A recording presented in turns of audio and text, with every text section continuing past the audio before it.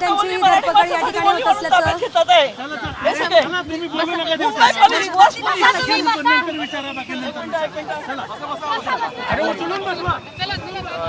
या ठिकाणी मराठी नाकारण्यात आल्यानंतर सुद्धा कोणी जर काढण्याचा प्रयत्न केला तर त्या अनुषंगानं आपण कायदेशीर कारवाई करीत आहोत। सगळ्या माध्यमाच्या मार्फतीनं मला हे आणखी स्पष्ट करायचं आहे की मोर्चाला परवानगी नाकारण्याचं कारण हे आहे की मोर्चासाठी जो अर्ज आला होता त्या अर्जामध्ये या ठिकाणावरून मोर्चा काढण्याचा त्यांचा अट्टास होता। या ठिकाणी यापूर्वी एक घटना घडलेली आहे आणि अशा प्रकारची घटना ज्या ठिकाणी घडलेली आहे त्या ठिकाणीच मोठ्या प्रमाणावर मोर्चा काढणं हे कायदा आणि सुव्यवस्था खाली राखण्याच्या योग्य नव्हतं। शांतता ठेवा।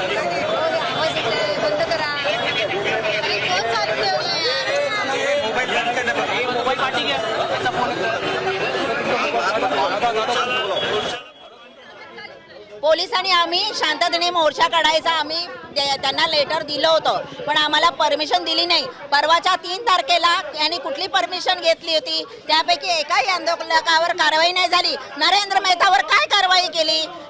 आता तो शुक्ला आहे, तो एवढा घाणेरडा बोलतो महाराष्ट्राबद्दल, त्याच्यावर कुठली कारवाई केली?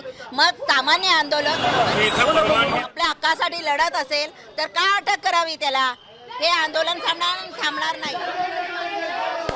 जय जय जय जय। तर आपण या ठिकाणी पाहतो जे सगळे स्थानिक आपली भूमिका मांडत होते किंवा शांतपणे मोर्चा करण्याच्या तयारीत होते त्या सगळ्यांना पोलिसांनी ताब्यात घेतलेलं आहे।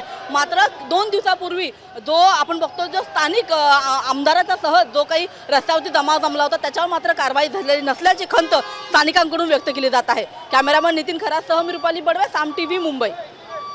आता isakal.com आहे देशातील नंबर 1 ची मराठी न्यूज वेबसाईट। प्रत्येक अपडेटसाठी isakal.com ला नक्की भेट द्या।